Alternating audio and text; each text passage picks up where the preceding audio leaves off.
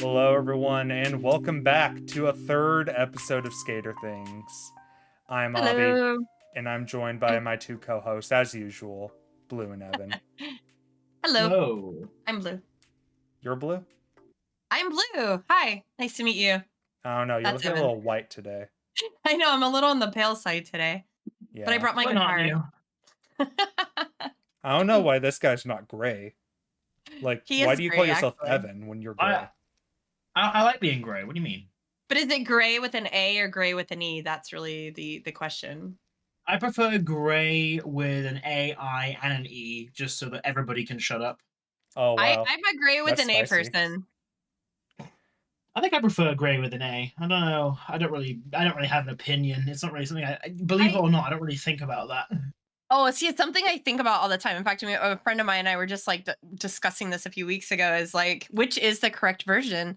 In the U.S., I feel like we more use E, but think you Minecraft do. uses I use A. and so because of that, like Minecraft is what made me really get into using A all the time, and now I cannot use E. It does not feel right. But I do know a lot of Americans use E. Also, did you know actually AY is the American English version and EY is the English, the UK, okay. Yeah. See, so Canadian. Yeah, Minecraft is more American then. Okay, it cool. is. Yeah. Well, to be It's, fair, we select our language in the Minecraft menus.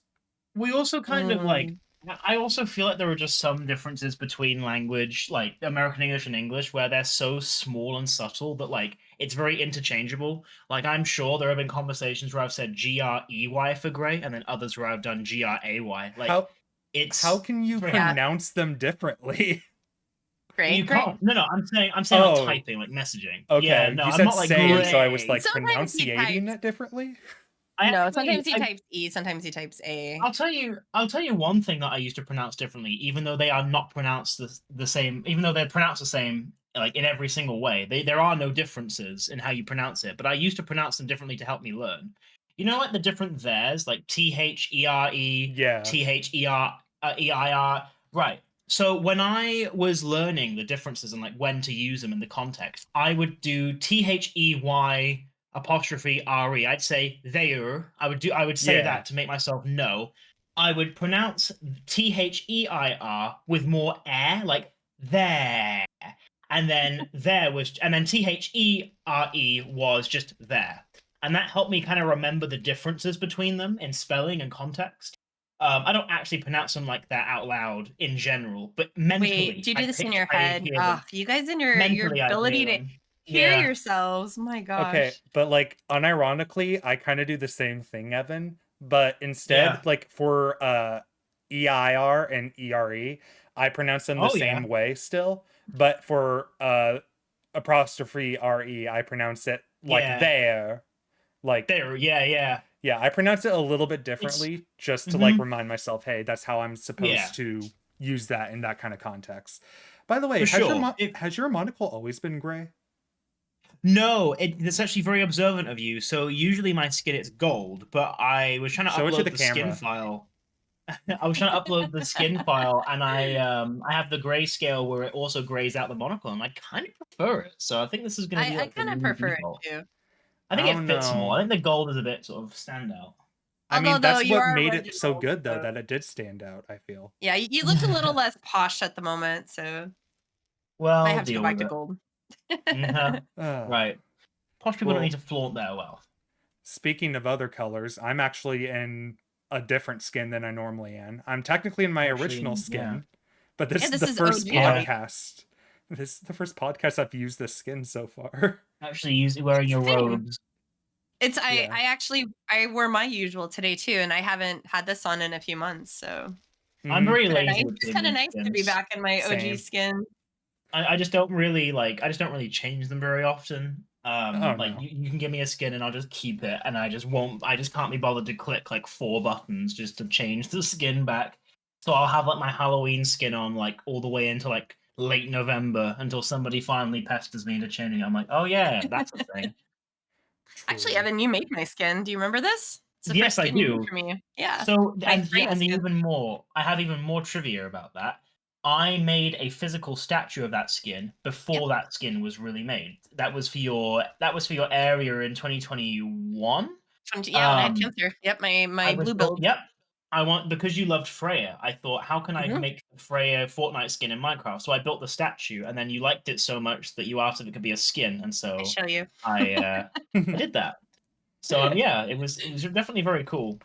Yeah, it was Very really cool cool. how, It's actually it's and not just Freya. It's my Fortnite skin. It's my all-time favorite Fortnite skin. And me and a few friends were playing, and one particular friend named Lou, we were playing, and it was on a Tuesday, and I was like, "Oh my gosh, I have to get the skin." And he's like, "Loincloth Tuesday," because it looks like a loincloth, because it's like a very Viking-y skin, as you can see.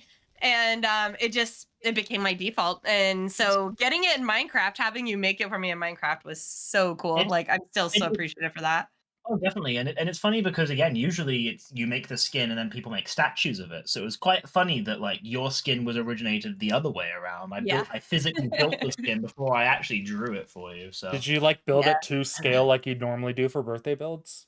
yeah, yeah. It was block for block. So it was very easy to copy it in the skin editor once I was asked to do that. Yeah. The only difference about blue skin now versus back then is that it used to be light blue hair, so that's how I built it and that's how I did the skin. But then I think over the time when Blue's hair has changed, like she's like adapted. Oh, that's right. I forgot I had light blue hair for a while.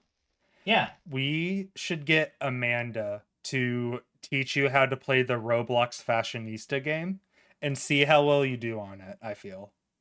That would be amazing. Roblox is that one game that everybody talks about, most people have played, and I have never even I've never played it either. Oh my, all three of us have never played Roblox. Yeah, wow, okay, we're the craziest Minecrafters ever. And it seems kind of weird, but like it's that one thing I have no intention of playing, no desire to play. Like I know it's a little bit more of its own thing than it came before. I'm the same. I always never played it. But I always thought it was Walmart Minecraft.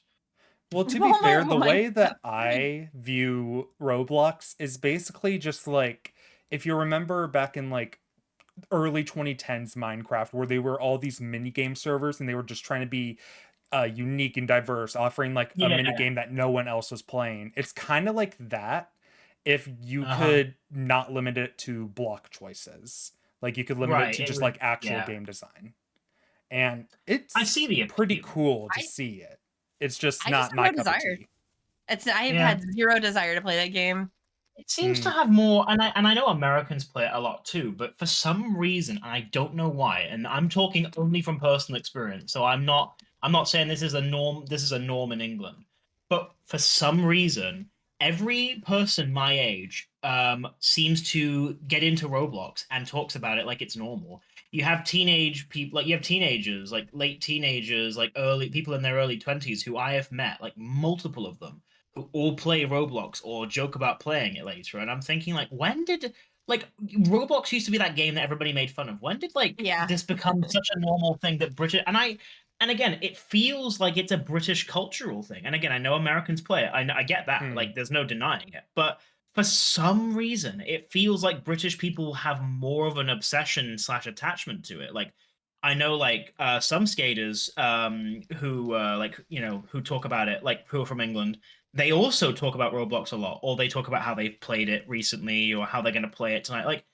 I just don't know where it kind of came from. Shout out to Boomy. Yeah. No, Boomy. Like, Boomy's a classic example. I know. He's the one I was thinking of the most. Yeah, even Ali's played it too, and I don't know what it is about the age range. I don't know what it is about like it being British people, but we just seem to talk about it more. Also weird. I only ever hear about Roblox when like something popular comes out. Like the last time I heard about Roblox before I've heard about the like fashionista stuff that's been going on recently was back when like Squid Game was airing. Yeah, so because Roblox was big with Squid Game. But like before that, I think I heard that it was like long ago before that I heard Roblox ever be relevant. Like from outside of the traditional Roblox bubble, if that makes sense. Oh yeah. It's Sorry. Yes. Huh? And our Skader thing it just showed me. We've been friends officially 6 years today on Discord. Oh my goodness. Yeah, really? It says congratulations. Yeah, you've been friends with Obby for 6 years today. So awesome. Oh my You mean? goodness. I mean, we've been friends longer, but Discord friends. So, anyways, hi, I can't believe congratulations, it's our Discord anniversary. happy Discord anniversary day. Happy Discord anniversary day to you. Do you not see it? Do you not see it in the in Discord? Is it like in DMs? No, it's like actually in our general. Here, I'm posting what I see. There you go. So, guys, Oh no, I don't everybody see that. listening, Abby and I have been Discord friends for 6 years today. So it's like your Congrats. Twitterversary. Remember, like you get, it's like, Oh we've yeah. had Twitter for 6 years today. Well, Abby and I have been friends on Discord for 6 years. So happy friend anniversary, Discord anniversary. There's kind of a it's very interesting because I think Discord is like the main way that people online sort of become friends. It's the kind of quintessential way that you kind of mark that now. But I have a lot of friends who I met before I kind of added on Discord. Like mine and Blue's friendiversary actually, I think by like a month or two precedes our becoming friends on Discord. Right, and obviously I did too. We had met prior to that because Telly joined. Joined us like because of the like a few days later of adding friends on Discord, which a lot of the times people don't do it because they communicate through servers so often. Yeah, which is what we were doing at the time. Mm-hmm. Yeah, absolutely. Although speaking about meeting friends and being friends for a long time, guys, I have a confession to make. Ooh, tell us. I've been cheating on Skade. Uh-oh. No. With who? So you couldn't do this to me. I'm sorry. So here's the thing. Skade is by far the online community I have been most involved with, like throughout my entire life online. I've had other online friends, and I had some very good online friends that just fizzled out over time. And ones that I do want to reconnect with, but I have no way of contacting anymore. But either way, it's Roblox, isn't it? It's Roblox. It's Roblox. It all comes again. No, I'm not cheating with you guys on Roblox. I have not stooped that far. So you've regressed. I have been particularly obsessed with a Minecraft mod pack recently called Vault Hunters, which, in case you guys don't know what Vault Hunters is, it is basically like a roguelike Minecraft mod pack developed by Iskall 85 of Hermitcraft. It makes it basically to where it's in a full-on RPG roguelike game, dungeon crawler, everything like that, and it's super fun and super addictive gameplay loop. I originally had a server with some IRL friends, and actually some other people on Skade were on it too, but they never joined. It was just me and my IRL friends playing most of it. But that fizzled out. Like, most of my IRL friends, they don't play Minecraft as often as I do. And so they have like those 2-week phases of Minecraft mostly. Yes, I had that with some friends too. Yeah. And so after those like couple weeks were up, to be fair, it was actually 4 weeks for the most of this, okay? We made it last more than 2 weeks. I was proud of that. But it fizzled out, but I was still wanting to play Vault Hunters, but the problem is that I felt like Vault Hunters is very multiplayer focused. Like, it's a lot more fun to play with people rather than play alone. There are ways you can play it alone. There's like a Skyblock version of it, which is super fun, that I could play alone.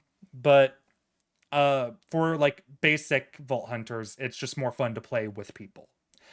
And after the server died out, I was wanting to still play it, and so I went and scoured the Reddit, and someone posted that they are wanting to open up a server.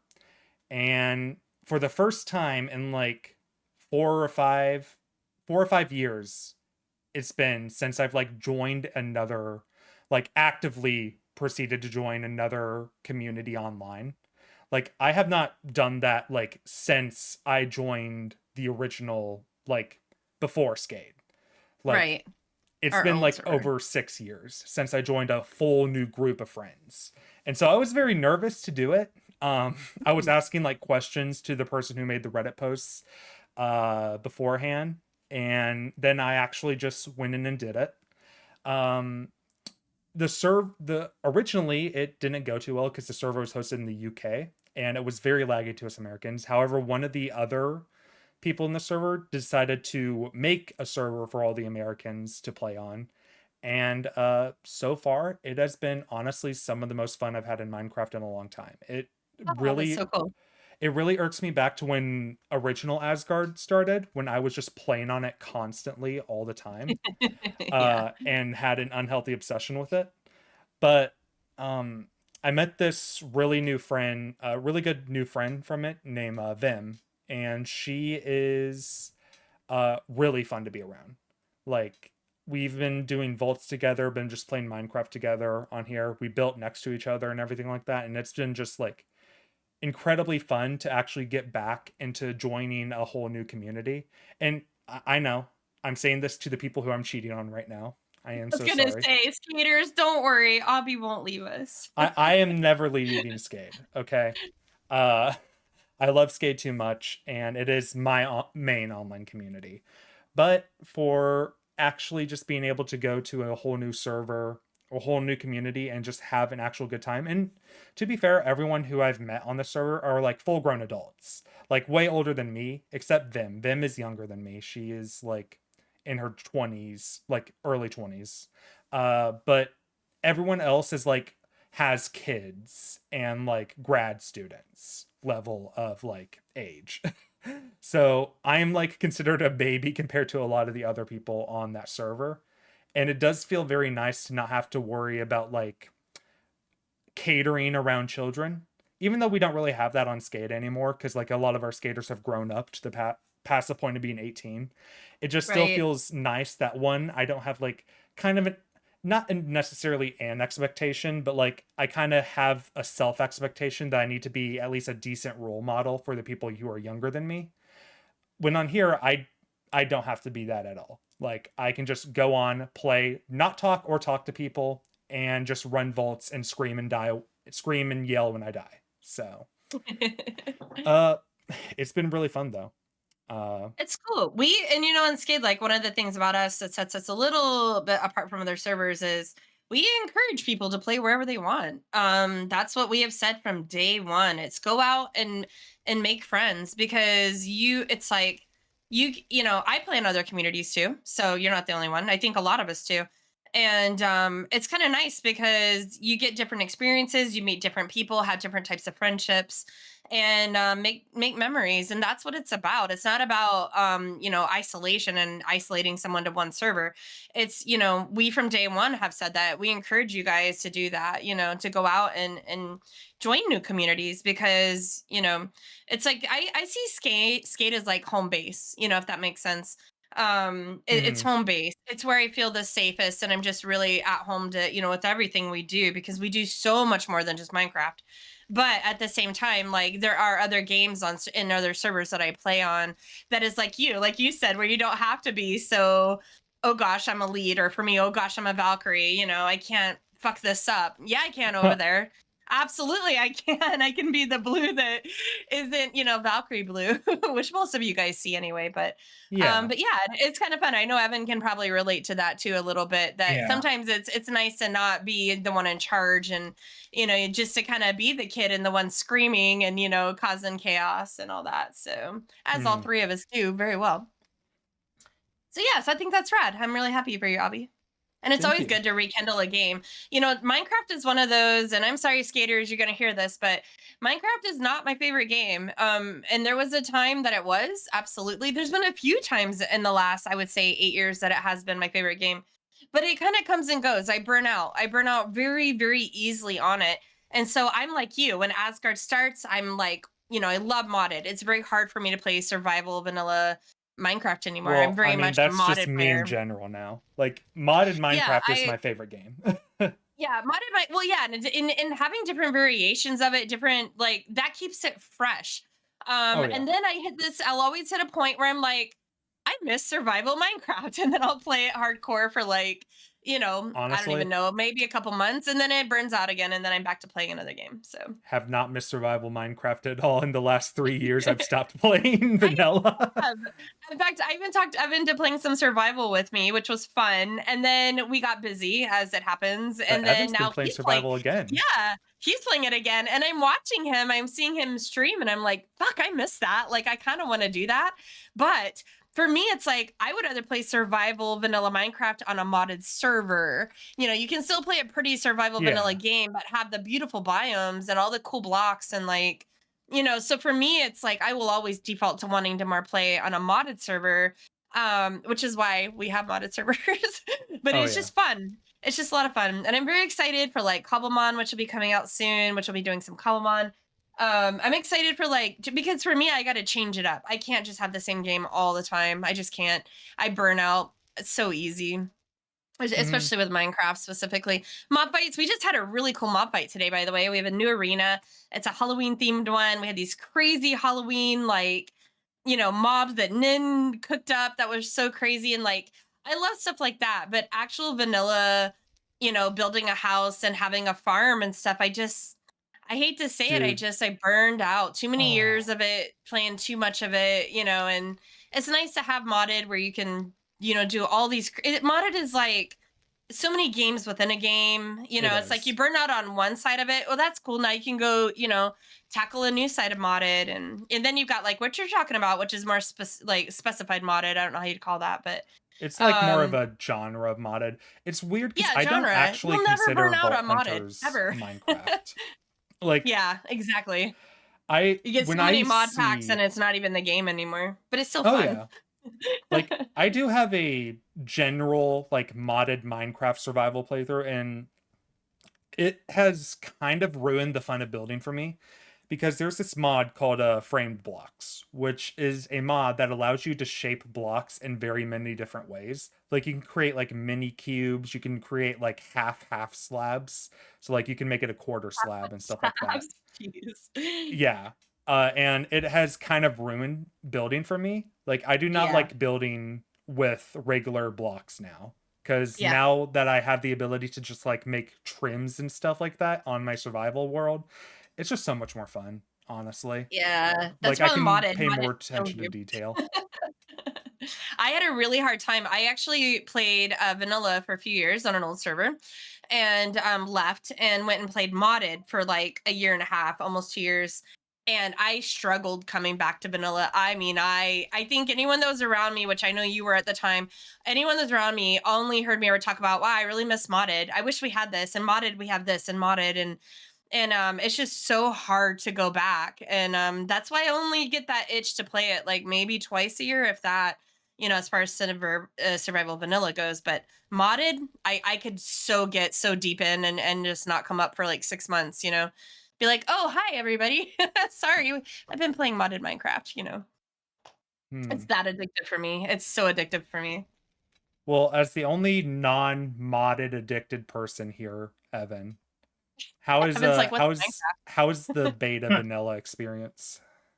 I think like for me, I've always preferred vanilla Minecraft over modded. I've been able to get into modded a little bit, but it just doesn't really stick for me as much.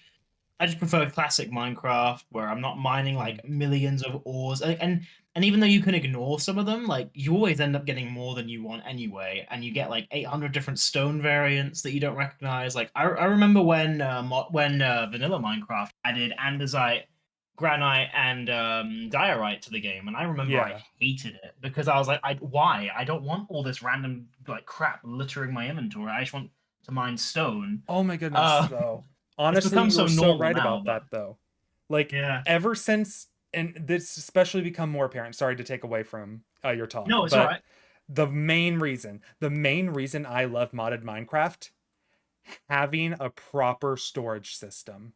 Yeah, I yeah. cannot play Minecraft anymore without a search index storage system. Like whether it be refined storage, applied energistics, or like one of the other not so well known ones. Like on my own survival playthrough, I use Ars Nouveau for search indexes. But like I hate how many items there are in Minecraft now.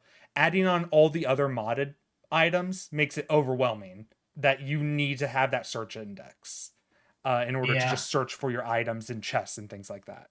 I think Yeah. Minecraft has become very much unplayable for me in vanilla because of the lack of a search index, personally. Mm-hmm. And also, Evan, I want to chime in really quick too with what you were talking about. That's one of the things I love about modded is like the magnet, right? So that you can you can only you put in there which blocks it is you want to take with you, and collective, and then which blocks you don't discard. And so that's kind of a cool thing about modded, even though yes, you're complaining about it and I'm trying to turn it into a positive. One thing you can do is be like, because I know what you're talking about. There's so many ores. There's like what, hundreds of ores, So many literally. items. So many items. But if you like set your, is it the magnetic ring? I can't remember. I always just call it my magnet. But like the magnet, it'll only pull with you the ones that you want. Also, another thing with modded, we're not plugging modded. We are, but we aren't. Modded is like, it's like you have like your hammer, you have like these tools that instead of, chiseling away, one block at a time, you're taking out like a 9x9 set at a time. And when you do that for so long, and then you go back to vanilla, it's like, wow, like it's so slow. Like, why are you not breaking like so many blocks at once? So for me, again, I'm going to go with Obby on this and kind of lean towards the modded way. But yeah, Evan, I do see your complaint on it, and how you have like so many blocks. There are ways to filter that out. But yeah, I understand that, because there's so many. And you need all these different ores for these different mods, and but like Obby said, the storage, my god, you just dump your inventory into your system. Again, they're all the ones Obby listed. I tend to go with the ME system, but there's so many different systems. That's applied in logistics. Yep, exactly. And so it's kind of like, but in survival, like I was just talking about this in a call earlier today, is my Jake had lost some of his gear and he didn't know where he put it. And I'm like, oh my God, he was talking about how he has like drop chests everywhere. And I'm like, my storage system right now is literally nothing but like 50 drop chests on the ground, because I'm like you, Obby. I can't. There's too many blocks to filter through. And I know like you've got Dusty and some of them that are like, oh, you just need to make a sorter, and I redstone. tried. But, it's not the same though. It really is not. It's literally not. And I don't like it. Like, I just don't like it. I like to sort. I know it sounds weird, but it's very therapeutic for me to like tackle a couple shulkers and put things away. But that's when it's only a few blocks. Like when you have, especially with pack team, like pack items, when you have so many things, it's like overwhelming. And I'm like, yeah, hard pass. I'll do it another day. And then you get where I'm at, where you have like 50 drop shulkers, and yeah, it's a mess. So yeah, I'm completely agreeing with you on this, Obby. It's too much. And by the way, andesite I like, but diorite, no, that's bird poop. Diorite in my opinion does actually have a place. Like all three have a place. My house, I like andesite. It's smooth. I like it. Diorite my is bird house. poop. The house that I built on Midgard is made of diorite, and it actually does fit the kind of design very well. I think that it's hard. I think as a block on its own, yeah, diorite kind of could be classified as the bird poop block. It's just not very good. But like when it's used correctly, it is. Yeah, that's exactly what it is. It used to be our only white block for the longest time too, besides quartz. When it's used correctly, though, I feel that diorite can be a very, very useful and fitting block. And I think that my house looks excellent with it. Used to love it. It used to be Obby's favorite block. Remember when you would prank everyone and put that block in our bases? Yeah. Well, then, okay, here's the thing with diorite. I used to like it a lot because I like white textured blocks. Because, like, white is just a good, very neutral color. And then having a little bit of texture just adds in that pop. Yeah, it's my floor for then they introduced calcite. And calcite just looks like a smoother, better version of diorite in every aspect. And so now whenever I choose a block, I'd rather use calcite, which is harder to get. But like once you find a Stone Peaks biome or something like that, it's just easy to mine it all up, basically. But ever since then, I think like now I would say granite's probably my favorite, actually, which is weird because I hate brick, and brick is like its best companion block with granite. But andesite to me just does not live up. I think andesite kind of dropped down for me after they added the tough stone variants. But granite is like such a specific brown texture that I like a lot. I can't. That's my probably, and I think you both know this. If not, I know Evan is. Granite is my most hated block in Minecraft. I don't know why. Why do you take it for granted? my like building for me personally, and you've seen my castle, you know this, but deep slate, tile deep slate is just so clean looking. I love it. Plus, that has all the grays, the E's and the A's. All the grays are in that one. Mm. Beautiful block. I just don't But like you know, using grays too much. honey block though is supreme. You'll never get a better block than the honey block. This is my favorite block on Minecraft right now. It's all right. It's not my favorite, but I do think it's a fun one. Like I think It's, it does have a place in certain the builds. translucency of it is just so cool. I just love honey block. It is. I'm It not is a even very fan of unique. yellow or orange because it's kind of an in between color, but yeah. The closest thing we had before it was slime block, and that's the only other alternative to the honey block. Well, there was this and I know that you sometimes watch Hermitcraft, Evan, but Blue doesn't, I don't think. In last season of Hermitcraft, Tango built like a whole-on haunted levitating house as his starter house.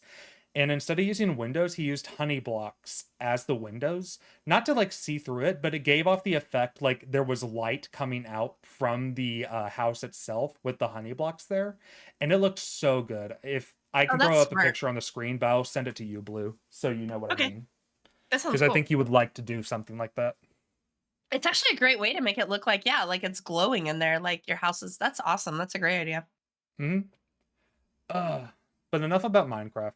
We play it too often. I don't want to be talking about Minecraft anymore. Instead, I want to talk about drugs. We're literally in a Minecraft studio right now. Okay, we can ignore that. Anyways, I'm drugged up right now. Oh, yeah? Yeah. I am now on drugs, everyone. That's good news. Explain, sir. It's been taking you too long just to get on drugs. Yeah, it's been taking me way too long to get on drugs. Gosh, you should have been hitting that your late teens. So back when I was in like high school and stuff, when my ADHD started really kicking in a lot, I was on a medication called Vyvanse, which is I think just a competitor to Adderall, if I remember correctly. It's actually, it's more for adults. Yeah, it's good, and it's a great medication. It helped me get through what I needed to in the school days. It did kind of give me that zombie side effect that I know a lot of people with Adderall talk about, but I never felt like I was unable to have coherent conversations and stuff like that. It just felt like sometimes I had the ability to focus a lot more. Now that I've grown up, back when I first went into college, I stopped using it because I thought to myself, like, I'm better than having to use the medication. If I rely on this medication too much, I will get addicted to it or something like that, which is not the case, by the way. Most of the times you will not get addicted to medication that helps you. Especially if you have ADHD. But but I stopped taking it for like probably I haven't taken it since 2018. But because I am now on short-term disability and I'm trying to find work again, especially now that I know that I have to get work that I cannot that I can't be walking all the time. In which walking at work does help me focus a lot more. But like sitting down and stuff like that, if I have to do like a remote job, like remote from home stuff like that, I will have a hard time focusing. I'm not good at work from home. I don't like it. I know many people love working from home. I like to physically separate myself from my place of having fun versus my place of work personally. Right. And being able to pay attention. Oh yeah. But now that I'm going to be having to do that, I got back onto Vyvanse and I've been testing it out again. And holy shit, I am gotten so much more consistent and so much better with video editing. Like, because I do video editing for this podcast, obviously, but I do also side projects and stuff like that. And beforehand, before I was on Vyvanse, because I've been trying to get on Vyvanse for the last 2 months, but my pharmacies kept screwing me over a lot. And as soon as I got it, like earlier late last week, and I took it on this Monday and Tuesday, I have literally like gotten up at a reasonable time, got on my computer, started video editing, was video editing for like 4 hours straight. And it was so nice, so lovely. And I almost got like my videos done that I needed to do. So it's been very helpful. And I didn't take it today, but that's because I woke up extremely late today. I woke up at 11 when I'm supposed to wake up at 8. You ate your drugs. Yeah. But Anyways, I'm I'm a a druggie fellow now. ADHD or med person, so I get it. My drug of choice, though, if I may, is Ritalin. So Oh, what's that's Ritalin? mine. Ritalin is the OG drug. That is the first ADHD drug that came out. Adderall came out after Ritalin. Hmm. So I was put on Ritalin when I was, I don't even know, roughly 6 to 8 years old, somewhere in there. My teachers were basically to my parents, like, get her medicated or she cannot come back, kind of thing. Very severe ADHD. In case, I mean, you both know me very well, so that's not a surprise. But and then I took it most of the time through my childhood, and you're right. It's not an addictive med because it's one of those that, like, in the summertime, my mom wouldn't make me take it, and on the weekends, I didn't have to take it. So I Yeah. only took it Monday through Friday, and that was all the way up through, like, way past high school and into college. Then I decided I don't need that anymore, and I stopped it on my own. And then I will often have people tell me, like, you need to go back on it, or, like, please take it today, because I have it, it's prescribed, like, I have it, Hmm. and sometimes I take it, sometimes I don't. Days I'm more quieter, I'm a little more focused, I guarantee you I took my Ritalin. But if, on a normal day, what you guys see is very much unmedicated blue. So Yeah. it's one of those I things, like, know. I can I'm tell. actually so I'm actually really glad you brought this up, because it's one of those things that, like, I'm getting ready to do some more schooling to finish up some of the meteorology stuff I've been doing. And I'm sitting here, like, the last time I heavily took it, like, regularly, not just like when I'm having a day when someone says, please take it, but just regularly took it, was because I had labs and I had lectures. And like you, Abby, even though it's not working from home, I was doing school from home. And so it's like I'm having to listen to this professor, and my brain is thinking about anything else I can. And I'm watching, anything else out the window. Like, I just really struggle. And Hmm. when I'm on it, I can hear, and not only hear, but I can retain, like, every word they're saying. And without it, like, no idea what they're saying. So Yeah. I'm actually at a point right now too that I'm getting ready to go back on it full time. But I think I'm going to talk to my doctor about going to a different one. I did try the one you're on. I tried it for like 2 And years, I'm using and I the went back to Ritalin. generic brand of it, not technically Well, I mean, Vyvanse. we're I'm using American. We're American. lisdexamfetamine.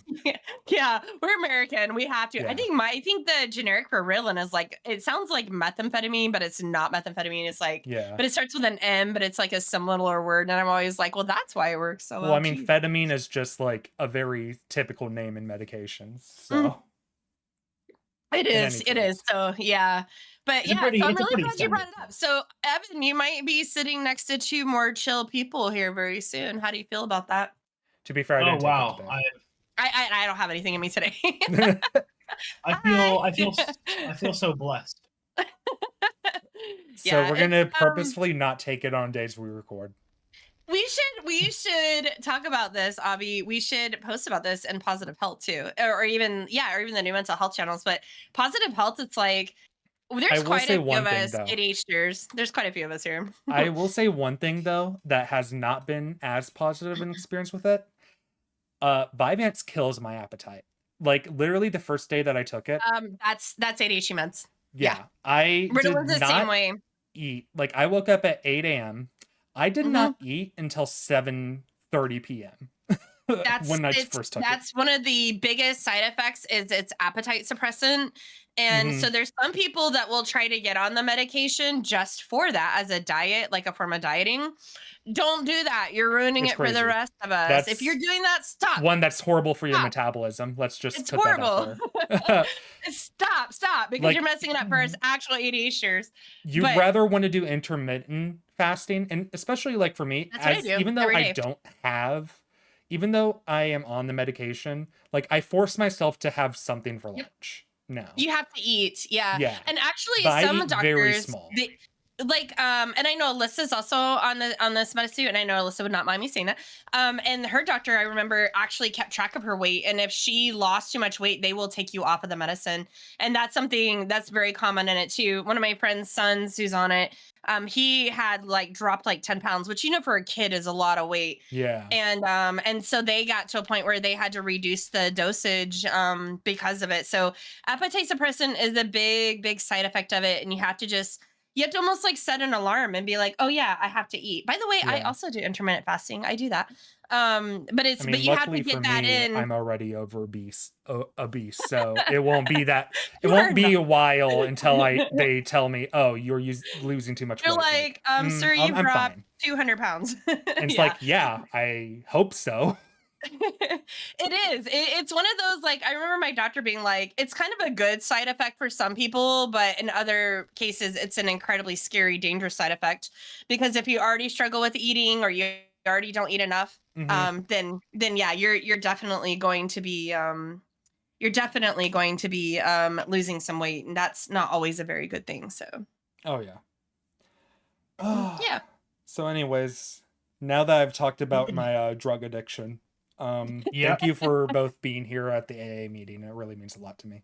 Yeah, I'm actually for you in this one. Not all drugs are bad. There's Advil's great. You got a headache, And here's the thing, Obby. This is my stance on this. So like if you were diabetic, and you're type 1 diabetes, meaning diet and exercise isn't gonna fix you. You literally are type 1 diabetes and you are on insulin. Should you feel shame over that? Should you feel bad? Of course not. If your eyes are not great and you need prescriptions, if you need prescription glasses so that you can see, or hearing aids so you can hear, or you have a thyroid problem, you got to take medication. So when we look at like neurological meds, whether it be for ADHD or even something like anxiety, we have to remember like these medications are there to help us and to, not, I don't want to say fix whatever's wrong, but support what's wrong. If you have diabetes, you need that glucose so that you are, I think it's glucose. Glucose. Yeah. You need that. You need the insulin. You need that so that your body can continue to function correctly. And with ADHD, it's very much the same. For someone who's not familiar with ADHD, or you don't have it, but maybe you know someone and you're like, well, big deal. No, it's a very big deal. You might just see us be more hyperactive, or if you're around me, I drive you nuts because I'm always walking and pacing and shaking everything I can, and I'm extremely hyperactive, but it's painful, and people don't always realize that. They just think it's like a quirk thing, but our brains, it hurts. It can be incredibly overwhelming, overstimulating. I have days where I get ADHD paralysis, which I know I talked to Evan about recently, where I literally just shut down. I cried. I was bawling my eyes out, and I'm like, I talked to a friend about it too. And I'm like, I'm just bawling my eyes out because I can't function today. I can't. And my brain is so overwhelmed that something as simple as getting out of bed, or something as simple as making that phone call you need to make, or doing this or that, it becomes so impossible. And you get sometimes people in your life that are more like condescending, like, well, how hard is it? You put one foot in front of the other. And you're like, you don't understand. I'd rather die. And I'm not even being dramatic. Like it's that overwhelming of a feeling. And if you can have a medication that helps you with that, why wouldn't you? And that makes me ask myself, why aren't I? Well, why don't I take it more often? But it's a hard thing. Be understanding with this. To be fair, I will say definitely for neurological medication, everything you said, spot on. I will draw a line though with pain medication, because my mother, she has a disease that she's had for like a long time in her life. And for like 13 years since she realized that she has a problem, she was not able to get it diagnosed. Many, many doctors and specialists she's gone through. And all the times she has been prescribed a different pain medication throughout all those 13 years that I've known. And I agree it got with you on to the point where she becomes numb to them. Like Tylenol does not work for her anymore. That's dangerous. If ibuprofen or Tylenol doesn't help, like for a minor pain, like say like she has pain like allwhere, but like say if she stubbed her toe or something and it's painful and Tylenol or ibuprofen does not help for that, that's dangerous. You can become very quickly immune. That's an addictive thing. Yeah. It's not even an addictive thing. It's that she was prescribed. Not an addictive in the sense, not an addictive in the sense that I need it. It's addictive in the sense of your body is so built up a huge tolerance to like it's a tolerance anything that you would normally get, that you have to go with the big boys. And that's just a horrible cycle. I'm very familiar with that. And I'm so sorry, Obby, because That is a hard one, and I do agree with you on that. That's where medications, we need to really find some other source of management if possible, or moderation or something. But yeah, that's a tough one. That's why marijuana exists now and is legal. It's legal in many states, but if your state's not legal, then ignore us. Okay. I'm pretty sure my state's the only one that has no form of legality for it. I come from a country where it's not legal, period. And the reason I'm really participated in this conversation is because I'm not on any medication, so I've got literally no skin in the game whatsoever. I don't take any medication for any like mental things. Way to rub your health. You don't have ADHD, sir. Well, I've never been diagnosed with it. I've been tempted to get like tested to see if I have it, because there seems to be a massive like overlap, and there are times. But Autism ADHD has so many overlaps. I don't feel that I have the H in ADHD. Obviously, there's no such thing as ADD anymore. It's not in DSM. Yeah, I learned that after I uploaded the first episode. Amanda came into my DMs and said, like, ADD doesn't exist anymore. But and I felt, but in that same sense, Asperger's doesn't either. And yet, I still very much say I'm diagnosed with Asperger's. So I would say it sounds stupid though. Why would you have ADHD hyperactive? Like, isn't the H in ADHD already a hyperactive? Am I wrong? Yeah. So it's like technically Riley's diagnosed with ADD and I'm diagnosed with ADHD, but now we're diagnosed with the exact same thing. It's kind of my whole argument against autism, the big blanket of autism diagnosis too, though. I guess realistically at this point, ADD is basically just the lower end. I'm being very, very dramatic and very metaphorical, but I would imagine it's on the lower end of the spectrum of ADHD at this point. But I don't think so. It's more the mind side of it. It's the mental ADD. Yeah, because I don't feel like I'm hyperactive. I definitely have days where I like lose focus or zone out very badly, like somebody with ADHD. I definitely have days where I randomly hyper-focus on something. Yeah. But that's it. It's such a gray area. They overlap so much. So fucking much. And see, like, sometimes I'd like to say, okay, I probably do have ADHD, but I also am very careful because I don't want to say I have ADHD when I actually don't and invalidate somebody who does have it. And I also, but see, there are reasons why I don't think I have it. One of the biggest ones is Blue talks about how when she goes to the cinema, she literally physically cannot sit still. When I go to the cinema, I can sit still and not move an inch for a full 3 hours, even if it's not even a movie I'm not interested in. Like when I'm at the cinema, I'm able to get into that focus mode of I'm not going to move. I'm going to sit still and watch a movie. But what about the other side? Right. What about your inability? Because that's only part of it for me. It's also the being, paying attention to every single thing. Oh, one of those lights is out over there. Oh, wow, that guy just sniffled. I wonder if he has a cold. It's that's not the hyperactivity part is bad for me, and most of you guys know that. Yes. But the mental side of it is probably worse, and that's the part that I was trying to explain to anyone listening is. You don't understand. The hyperactivity side is, yes, it's annoying as fuck. But the not being able to turn your brain off or the thoughts off or the compulsiveness of the thoughts, like that is really difficult. It's just like, I tried to explain it once to someone as it's like, if you're flipping channels, but you're flipping channels like click, click. And you're seeing like 2 seconds of every single show that's going on. You're seeing 2 seconds and your brain is trying to go like, wait, what? And focus and process each of those 2 seconds. And it gets even worse when you're watching short form content like TikTok and stuff. And that's why I crave it. I know, because I can't, but it's not a new thing that I can't do long form content. That's always been like that. Yeah. For me, it's just, I used to just zone out. I would watch people's videos and zone out, and I'd be like, I'm so sorry I missed that. I'm so sorry I missed that. Now I'm like, 30 seconds or less, I'm good. Mm-hmm. I'd also like to say as well that like that's a whole other thing, and I know I was talking more about the H side of ADHD, but I would definitely agree too, even from an outsider's perspective, that is the sort of minimal part of it. But I've been tempted to get tested for it just so I can, even if I don't get a diagnosis, just so I can go, okay, this is just my autism. This isn't ADHD. Yeah. This is just my autism. To be fair, though, I do have similar experiences to you, Evan. It's kind of like I think it's also because of the fact that we are both on Skade, that we have some sort of imposter syndrome when we hear about like ADHD and autism. And we don't have the same things that a lot of other people do.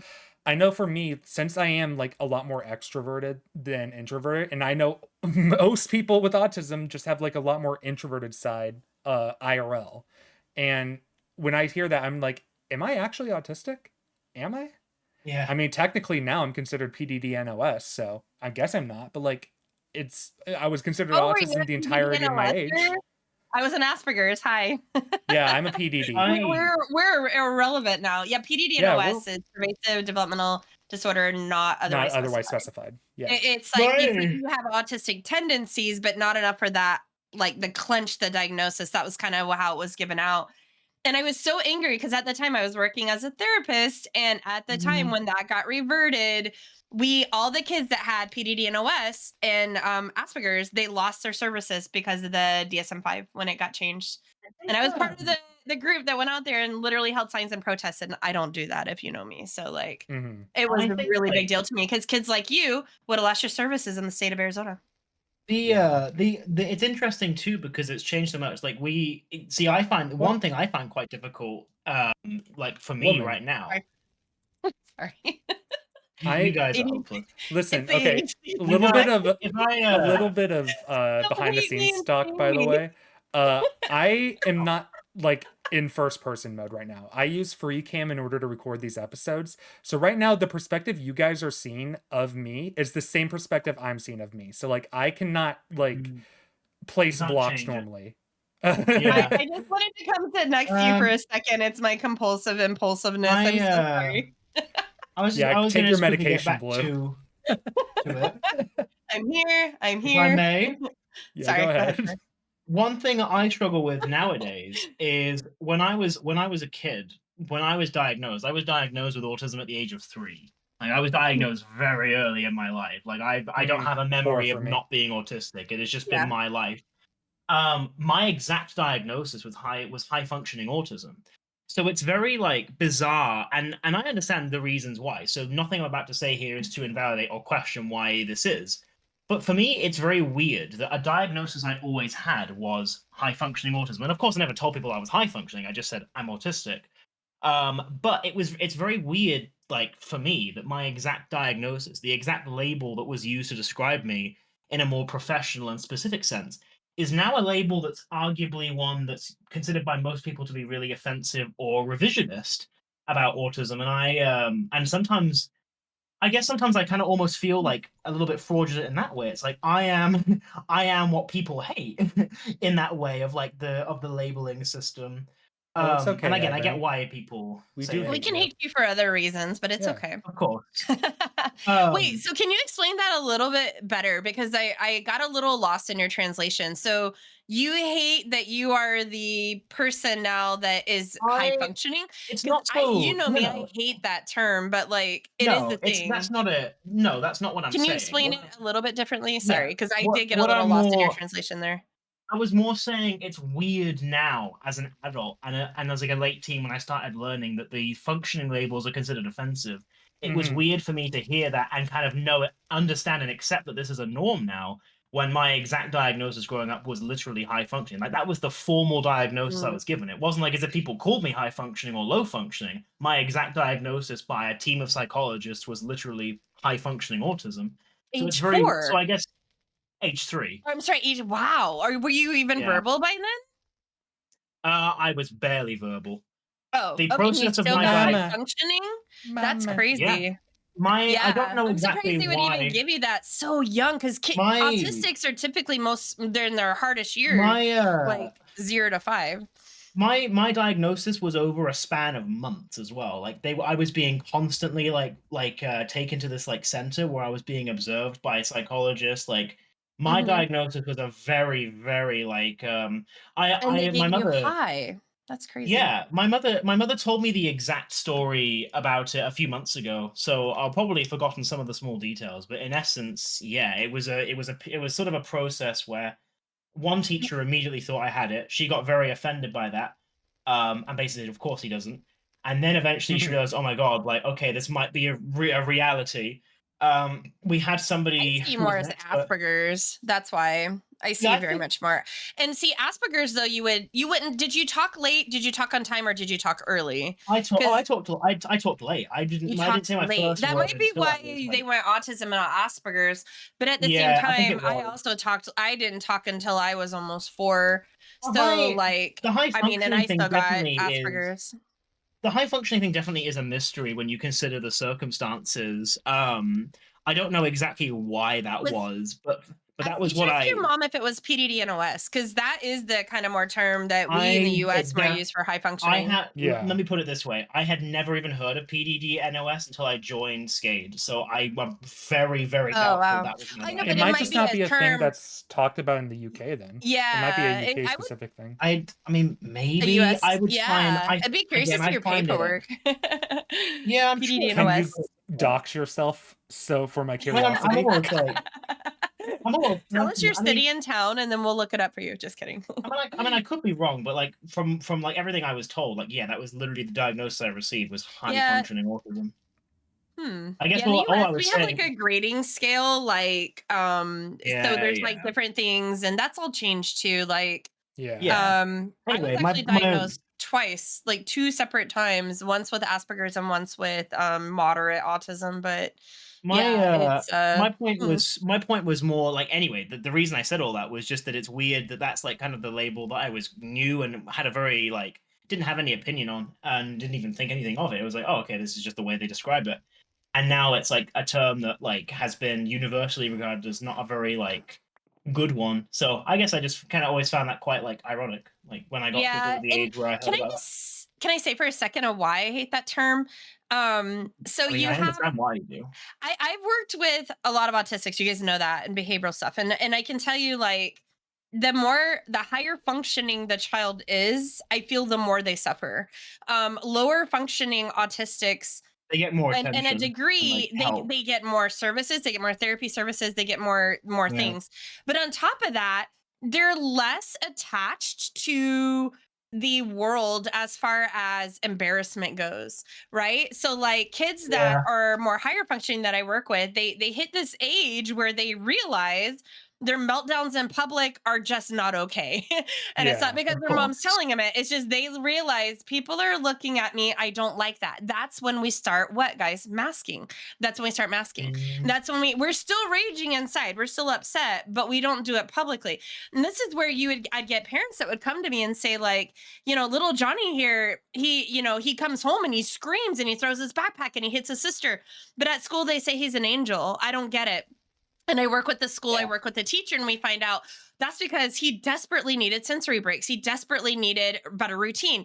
We fixed the school. Even though the teacher's only seeing more positive things, and now the home life gets better too. And more impacted kids, I like to use the word impacted. So more impacted kids with autism, they don't have that realization. They are how they are wherever they are. There's not masking, or there's very minimal masking. And so in a sense, it's like you have the high functioning kid that now has serious anxiety. They have all these other things going on. They hate themselves. There's just so much. And I was one of those, as you two both were too. And then you have the kids that are more so impacted. They're literally in their own world. They don't care if someone's watching. We have a few skaters like that have told stories. They don't care if someone's watching the meltdown. And then you go, well, that's an easier way to live, even though they're more impacted. That's why I hate the term high functioning. Oh yeah, no. It doesn't mean that you're an easier autistic. If anything, you're more in your own head and you have all these other issues because you're high functioning. And ignorance is bliss. There's a reason for that phrase, because it is. Absolutely. I appreciate you saying that to the Skader things, because I know we've talked about this before, and by the way, it's a topic we love. Oh yeah, and for what it's worth, I also agree with all that. So let's be ignorant, Obby. I understand too, and once I kind of learned when it was explained like that, and once I kind of learned like several years ago, because again, like it was one of those terms where for the longest time there was nothing to it, because I just kind of wasn't really in the autism world, I guess you could say. And then like when I joined Skade and I kind of heard like people saying it's kind of a dated and kind of offensive term, it just kind of was like, wait, whoa, really? Like because it was a very normal It's thing a to hear put to down me. to And us. then it is, To be you're absolutely fair, it's the right. same problem with It me, Evan. Like, I didn't know most about my knowledge about autism until I joined Skade, until I met Oh, Blue specifically. I still learn about autism all the time. Like it's interesting how my perspective is different from somebody else's, is different from somebody else's. But no, like for some reason, like I just never learned until I joined Skade that kind of in the autism world, it had become like a very offensive term. But it makes perfect sense, and it does. It often the people who have it's a weird paradox. The people who struggle the least are the ones who struggle the most because they're the ones who have to kind of hold it in. They're the ones who have to kind of make out that everything's fine. When It's more in when our you are heads. if you're impacted enough, you don't have you're never going to worry, as Blue says, you're never going to develop that ability to worry about how society regards you or what is socially acceptable. So you I mean, melt they down do in a to a coffee shop. degree, but it's Yeah, definitely to a not the same degree. It's not degree. a And it depends Yeah. on how the severity of how much you're impacted. There's some Yeah, that it's not a one never size. care. Some do care. They're like, oh yeah, I probably shouldn't do that. Oh well, I don't Yeah, care. Like, and we have some of no, those on skate. it was So just yeah, it's such a no, for sure. scale.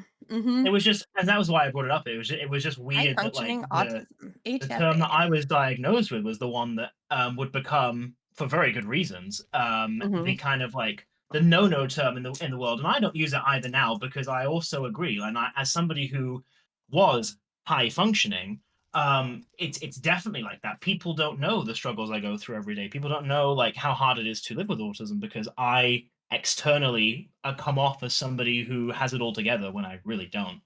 So it is a very interesting perspective, and I think that and there's such a wide range. My mother and I theorized, well, not so much me, but my mother theorized the other day that like maybe like those with autism just also by default have ADHD because even though I don't have a diagnosis of ADHD, like it is again, it's possible I have it. There is times where I do question it, and I thought that was an interesting question because most people who have autism or most people who have ADHD find they also have the other. So I thought that was an Mm. interesting theory. One thing that I I would say think we most, but should I say say, it is hold more on, Blue. common. Mhm. Before we keep going on, just want to put a disclaimer because since this is going to be posted to YouTube, we are not people who can diagnose you with autism or ADHD. No, Please see a No. specialist. we're If you think that you nobody. experience any of the symptoms that we also do, please do not self-diagnose yourself. Please go see a Yeah, Yeah, please specialist. no, don't take everything don't I self-diagnose. never Yeah, ever self-diagnose. disclaimers. They're a And nice thing. that's kind of one I feel thing. like Like, I'm nowadays. sorry. Go ahead. Sorry. Go ahead. You can finish your thought. I was gonna say I feel like nowadays that is becoming increasingly more common too. And sometimes Self-diagnosis. Yeah, yeah, that's and I actually what think I want to talk about for Mm-hmm. a second. and I'll quickly finish my thought then because I'm interested to hear what you say. But like I think nowadays, and in some cases, in some exceptions, self-diagnosis might be what saves you. But I'd say for most people, you need to get checked out. It's okay to have suspicions and maybe even start kind of going, huh, that might be me. But you can't diagnose yourself until you've had those conversations, until you've had somebody kind of what's the word, and check you out, analyze you, and kind of make sure that they can give you a formal diagnosis. Anyway, I'm interested to hear what Blue says. Well, my only thing, and I know I'm sure you guys both have heard me on my soapbox about this, is it's really important that if you do feel that you're autistic or if you have ADHD or you recognize, oh, I have a friend who's autistic and I do some of these things, go get checked out. Go to your doctor, ask for a referral, or if you're American, you gotta ask for a referral. To go see to go see either a psychologist, a psychiatrist, someone that specializes in autism. And this is important because I've known people that have like, oh, I went to my doctor and they're like, yeah, you're autistic. And I'm like, wait, what? you That's weren't not you weren't even, yeah. evaluated, you weren't tested. Cause I don't know about you Evaluate, that's what guys. I'm looking I for. know Evan Yeah. just recently said that his was over a long period of time. Mine was too. Mine was over like 6 sessions. My Yeah. second one, which was when I was more told Asperger's, which is kind of funny because I talked late. But I don't my remember. I was original 4. one, yeah, you guys were little, and that's kind of how it should be. You should be evaluated. You should be really looked at and talked to. I feel there are doctors out there that will just hand out diagnoses too easily because the problem is if you're I told you have completely agree. autism, if you're told you're autistic and you're not really autistic, you might be trying to seek help in areas that aren't really going to help you. And then what can happen is the behaviors that you do have aren't getting the correct attention and resources given to that you need. But on top of that, which actually is really worse than that is self-diagnosing. And I know I hear it a lot, and we're in the autism world. We hear a lot of, oh, I know I have ADHD, or I know I'm autistic and I don't need to be told. And I'm just like my daughter, or I'm just like my brother. I'm just like my friend. The problem with that is, and I know this is a little on the taboo side, and I know it's come up even in Skade before, is sometimes someone will have a bad behavior, a very bad behavior, and they will say, it's not my fault, I'm autistic. And what happens is so horrible. Yes, I hate to say it. And who gets shit on? The autism community. We've seen this with celebrities. We've seen this in the public. We've seen this where things that, like, someone will be like, oh, I'm autistic. It's not my fault that I, murdered my whatever.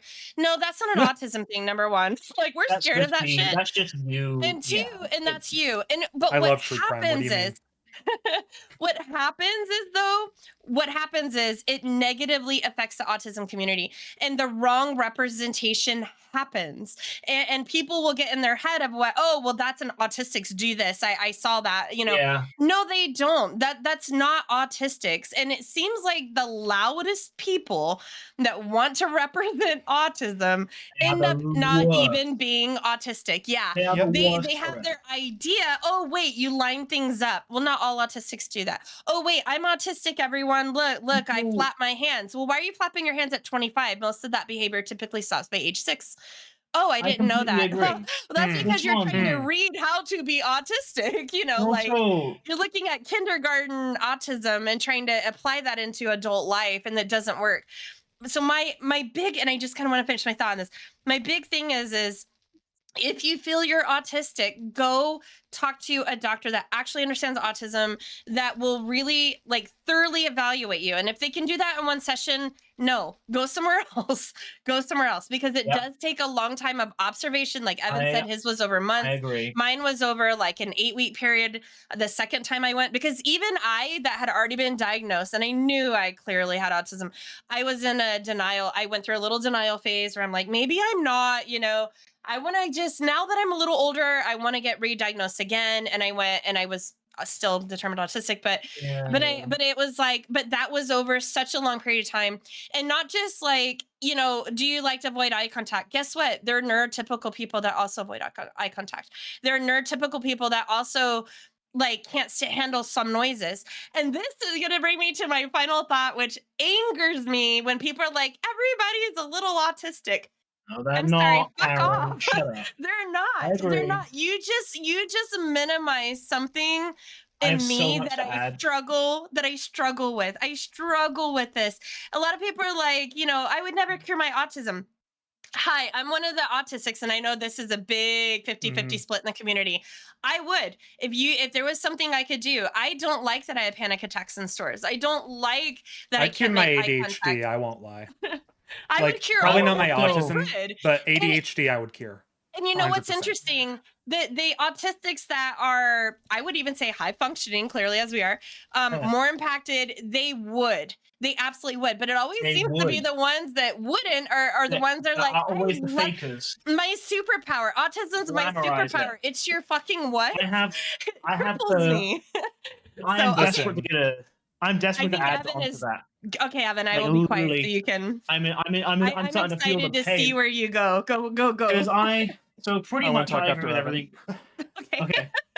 I pretty much agree with everything Blue has said. I've got a fair bit to add. I'll try not to take too long, but I'll try not to take as long as Blue did. No offense. Evan, look at the camera. Me and the camera, not me. So, I want to say I definitely feel, and this is all opinion, so please nobody take this as a fact. This is just my personal opinion as an autistic with a diagnosis. I feel one other problem that we have recently is there's also a glamorization of autism. And let me kind of explain what I mean by that. There's nothing wrong with kind of promoting mental health or mental disabilities in a positive way, or spreading awareness and acceptance, something that we definitely need more of in society and have done for a long time. But there's a difference, in my opinion, between giving people positive facts and helping them better understand what it is they're dealing with so that they can look at it in a more positive and more accepting light, and just outright glamorizing it or making it seem like a really positive and amazing thing. Autism is not amazing or positive. It is a disability. You are disabled. Now, there are positives that can come with autism, but they are, in my opinion, they make up 10% of the makeup of an autistic. Most of it is stress. Most of it is life difficulty. Most of it is anxiety. A lot of it is exhaustion from masking. It's a lot. And I hate it when people glamorize it. And I know a lot of people who they want to get a diagnosis and the doctor tells them, you don't have ADHD or autism. So they go to another one. You don't have ADHD or autism. They go to another. Okay, fine, you have it.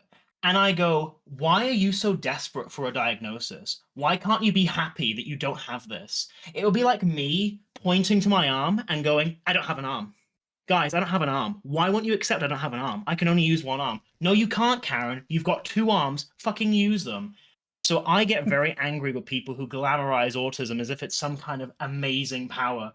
And I completely agree. The people who talk the loudest about it, the people who glamorize it the most, the people who talk about how it's a specialty are either not autistic or they are few and far between, and they are the worst representatives. Sorry, I feel very strongly about this, so I don't say my words very well. They are the worst for it. I myself, and this is a controversial opinion, but I feel in this podcast I can be open and honest. I would personally cure my autism. Yep. And most people I know who are impacted with autism, who deal with it in the same way that, say, me, Blue, and Obby do, concur with that. There are some people who I understand why they might not want to, but for me, it's like, why would you, and I'm trying to be very careful how I say this, but if you had a severely limiting disability, like you were paralyzed from the neck down, would you refuse an immediate cure for that? Would you say, no, I like being immobile? No, of course you wouldn't. You would say yes right now. No, I don't like being immobile. I was gonna say Obby feels that. So for me, it's like, I hate it when people try and glamorize it and make it this kind of amazing thing. Like, people need to kind of calm down with that. And self-diagnosis, I think, is fueling this problem. People nowadays need to, on social media, they see the attention that people with autism get, and so they go, haha, I'm autistic too, or that autistic moment when you do X, Y, Z, and I'm thinking that's not autistic. Everyone's that's autistic. That's just being normal. Like, you're not. And I find it like we got to a point, and I think this was in the last, I'm going to say, probably 7 to 8 years. We somehow got to a point where I was afraid to tell people I was autistic, to now I'm worried that the people who I know are either blatantly lying about having autism or are glamorizing it, are going to steal my spotlight and invalidate me, who actually has a valid diagnosis and has had one since the age of 3. And that to me is insane. And I feel like society's attitude, again, it's great we're accepting. It's great I don't have to be as sort of hidden about it. But I would never of like 10 years ago waved a flag around or yelled in the streets or posted on social media, I'm autistic, I'm autistic, I'm autistic. And I don't know where we got to a point where it became such an amazing thing that everybody has to have it, but it pisses me off. And it's something that I really don't like. I'd almost rather that society hate autism than be at this point that we're at, where everybody wants to be it and glamorizes it. Anyway, that's sort of my rant. And after you, Obby, I have a part I want to add in about you society. You have a part too? Are you serious? Yes. Well, it really just goes with what Evan said about society. I'm just going to say it really fast. Okay. Can I just No, my turn. My turn. Calm your titties. I want to talk. They're going crazy. Yes, I can see them right now. We only have 15 minutes left in this podcast episode. Okay, I want to say something. 2 minutes when you're done. 2 minutes when you're done. Okay. So I'm going to probably give the most nuanced opinion here. I love these two. First off, I've been at the hand of like, I was that person who during my teenage years did flaunt my autism. And I do really not like who I was back when I was a young teenager. I do not like who I was when I was like below the age of 16. I genuinely do not like myself back then. And I would always use my autism as a cop-out. And this is coming from someone who was diagnosed with autism. I was 4 at the time. I do not know how long it took me. I would have to ask my mom and stuff like that. But it is something that like I did use as an excuse for like not being able to do certain things, when me not being able to do those certain things were not autism related in the slightest. And I have lost friends because of that stuff. It is not nice feeling. It is really not a nice feeling to hear, hey, you're using autism too much as an excuse for things that really are not related to autism at all. They are just related to your inability to do something. And it sucks. I will be honest. And I also do see the flip side of this, that yes, as an adult, being able to be diagnosed with any disability is extremely expensive. Trust me, I know that like trying to get a diagnosis for ADHD or autism here in America at the age of 18 or above is a lot more expensive than it would be if you were still a minor. But just because it is more expensive and that you think that you have this, it does not justify the fact that you can go around saying that you have this when you have never been seen by a professional. And yes, there are the example that they were talking about, that there are professionals who don't do their due diligence or say they can do like a diagnosis within an entire session, which is not paying true. For it. You're paying you for are the one paying for it. Yeah. And it is not, at the end of the day, it, even if you feel very strongly that you have that, like, it is not something that you need to have an answer sometimes for. And that is a very nuanced perspective, very like controversial too. But like, if you feel in your heart of hearts that you have it and you don't need a diagnosis, go ahead and think that, but don't say it. Like, if you had not seen a professional, Agreed. You have no right to say that you have autism. You may think you I completely agree with that. That's those why are the people that typically ADHD. and those are typically the ones that say everybody is a little autistic. No, Yeah, they're not. no, And they're everybody's not. a little bit You were ADHD saying either. It's such a kick in the face to some of us that like literally struggle every day. It's like, you had a when moment. Blue, Congrats. when Blue shared her thought, I have one final thing I forgot to say Okay. in my list of thoughts. So what I want to say just goes with what Evan had said, which he brought up society, and that is where the autistics say we shouldn't have to mask. We shouldn't. They say society should change.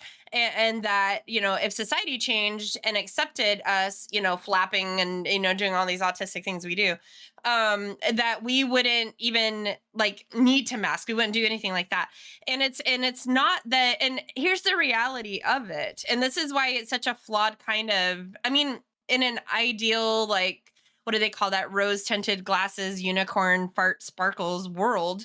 That would be great, but that's not reality. And as autistics, we're pretty black and white. We look at reality. We're not a big what ifers and, fantasize about this, world where everybody's autistic. We're not. And because of that kind of logic in my brain, at least, is kind of flawed. Society will never be like that. So for us, we do need to mask. We do need to do that. And that is why we do need people that, if you are not autistic, stop going around and saying, oh, I can't help it. I didn't do my homework because I'm autistic. I threw a massive meltdown because I was told no because I'm autistic. No, like, there's behavioral as in behavioral therapy, we look at, there's behavioral meltdowns and then there's sensory meltdowns. And it's really important for parents. And this is one of the things I do, is help explain to parents the difference between them.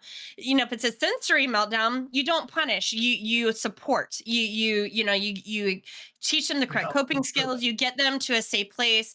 You get them to use their coping skills. And a behavioral meltdown is quite the opposite. That is where you do punish, or not, I don't want to say punish like it's some bad thing, but like, that's where it's like, no, you're not getting that toy. You're not getting that. And the problem is like trying to get, if I can't even get sometimes their own parents to understand the difference, how are we going to get society to understand the difference? Exactly. Right. And that is why, people like us do mask. It's why we do go, oh, I can't do that. I should be able to. And I know this has even come up in our own FSFs. Well, we shouldn't have to change. We shouldn't have to mask. Society should be more accepting of us. And my brain will not allow me to go there, because it's not a reality. It's not a reality that's ever going to happen in my lifetime.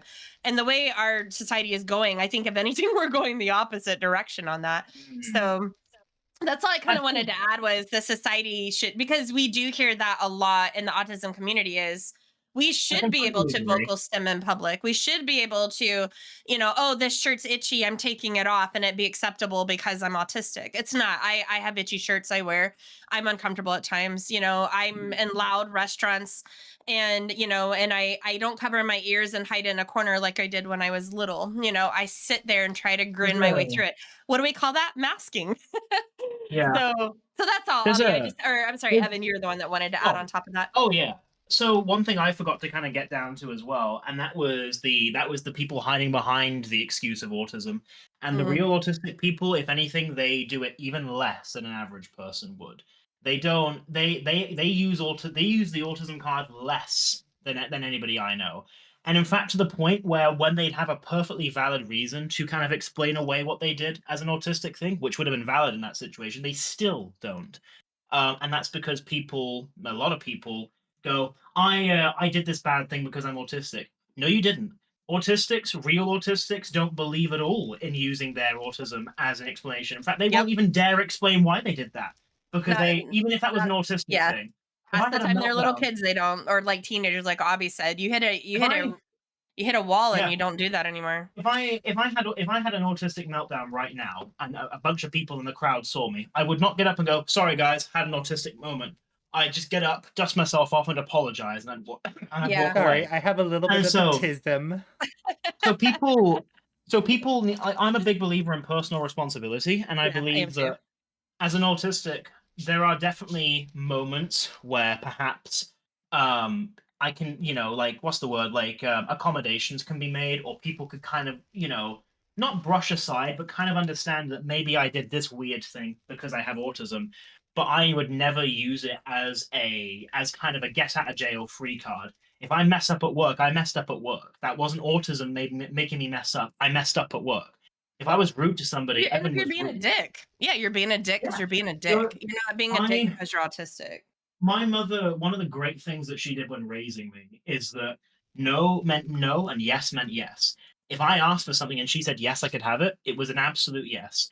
But if she said no, there was no way on God's green earth. There were times when I would melt down to the worst. You couldn't manipulate it? Just kidding. No, no. There was one time, I don't remember this, of course, but when I was I think I was 2 or 3, I wanted something, and my mother said no. I melted down. Everybody was looking at us. I melted down for about an hour.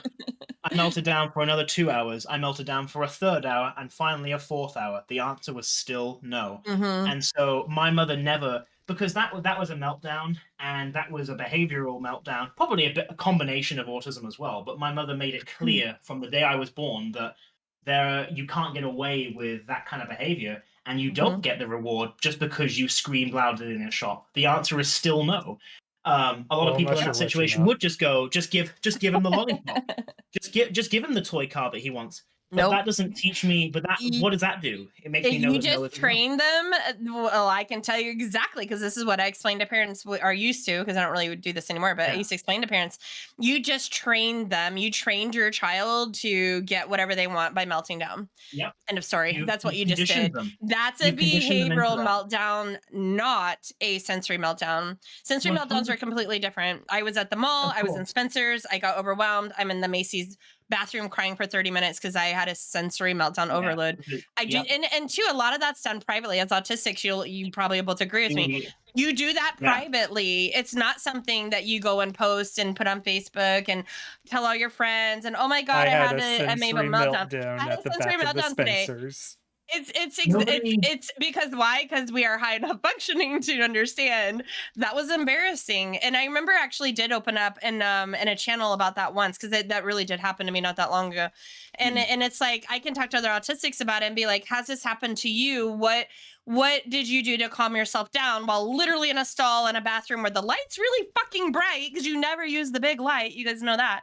And it's like, what do you do? And there's healthy conversations, but I'm not. There's never any glamorization. I'm not the quote unquote autistic that does it. It's almost, because then you say, is it attention seeking? How are you? Exactly. And it's really that, because what's happening is the public sees those posts, they see them and are like, oh, they see a version of autism that's not correct. And I I feel agree. like over the last, I would say 10 years, I've just sat back and watched this happen. And a lot of it comes from self-diagnosed autistics It's because a they dangerous saw a game. TikTok or they have that one friend or something. And I have that too. Now, do I have I friends? I have a friend right now that I know is like autistic, and I tell them I think you're autistic, but that's because they see a lot of the same similarities. We're a little different in some areas, but similarities. And that's more like a, hey, have you ever thought about going and looking into this? It's not a, I just diagnosed you, or you, or now you. Well, I No, had it's a friend tell me that I seemed autistic, so I just self-diagnosed myself as autistic. yeah, Not no, it's that. the worst We all line. know someone that just is not diagnosed, but there are so Of many course people we out there. do. I feel like there's so many people that I do feel like they have one of the things that makes them that, and they don't realize autism is a very big picture, and the new DSM-5 requires multiple.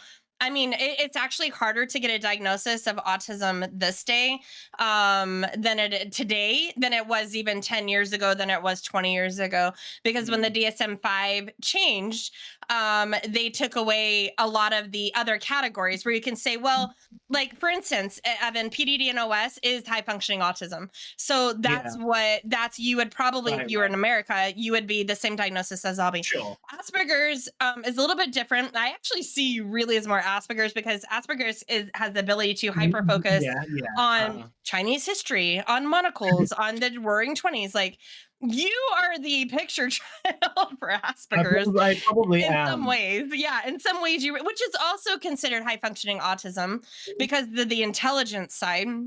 But Yeah. then you have classic autism, and being that they took all those things away, kids that are now higher functioning can no longer get the diagnosis that they did, for instance, with Obby with the PDD and Yeah. OS, or even Asperger's, because now they say, oh, you might have eye contact, but you need to have these other 7 things, and if you don't have those, you're not autistic. And so being that's saying that, it is harder to get a diagnosis today, and yet we have a lot of people like, oh yeah, I got I diagnosis, think my doctor told me, they saw me for 5 minutes, and it's like, I think nowadays as well, no. like it's a dangerous game because like I don't necessarily think of myself doing this, but sometimes it's dangerous. I think one day I might snap and literally call somebody out who I know is faking it, and I don't want to do that. I don't want to make somebody feel embarrassed.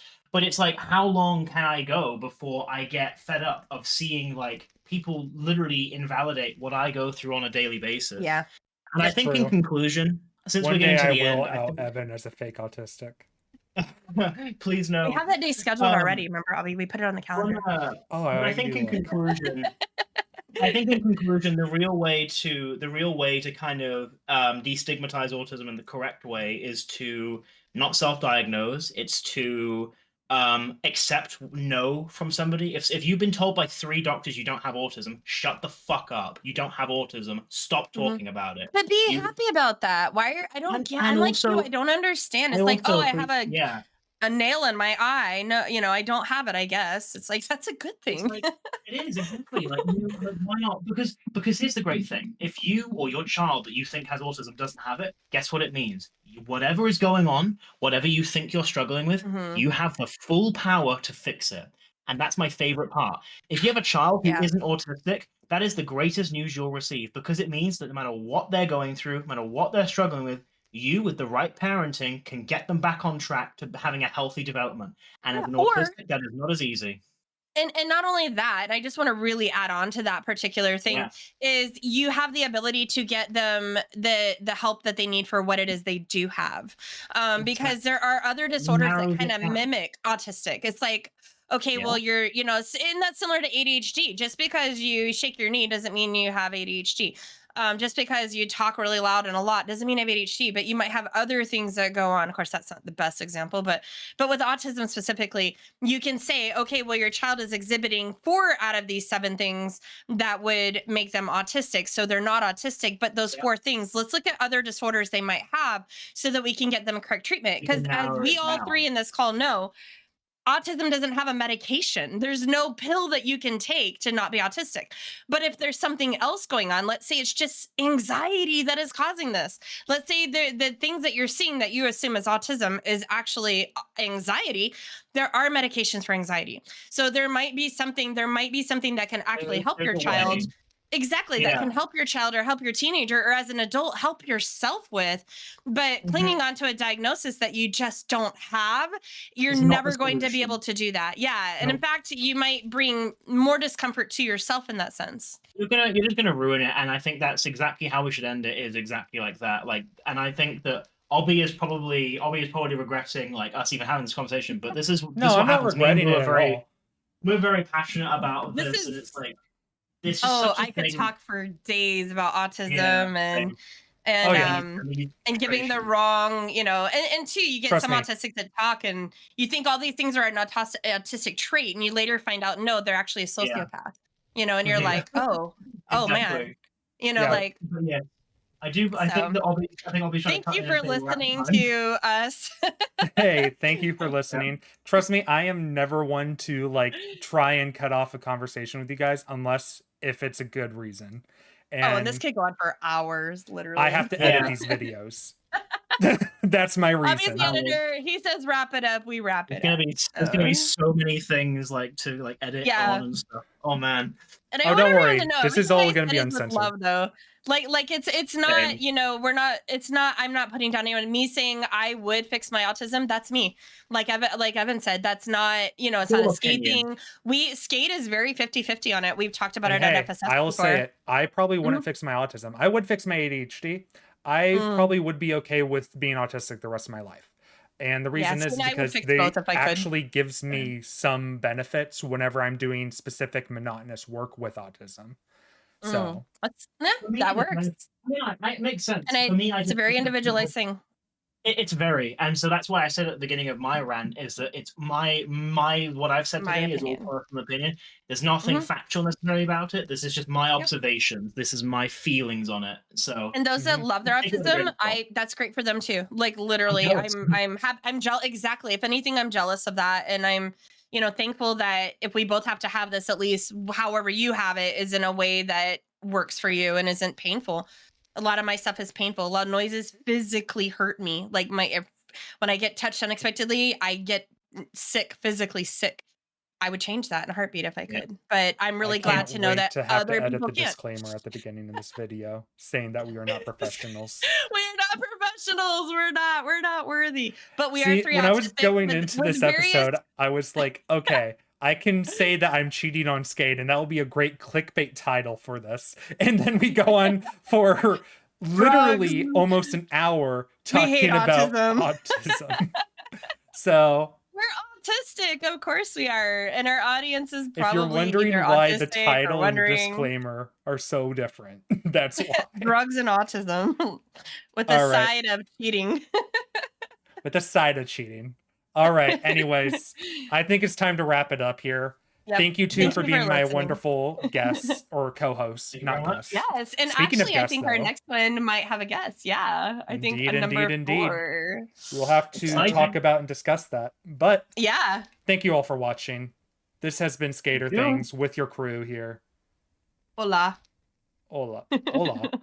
We're leaving. I guess it would be adios. Adios. Hasta luego, baby. Yeah. Talk. All right. Get my Norwegian in there. Adios. Nice. Please like, comment, subscribe, and do whatever else you do. Support your local autistic. Say bye to you beautiful people. Bye.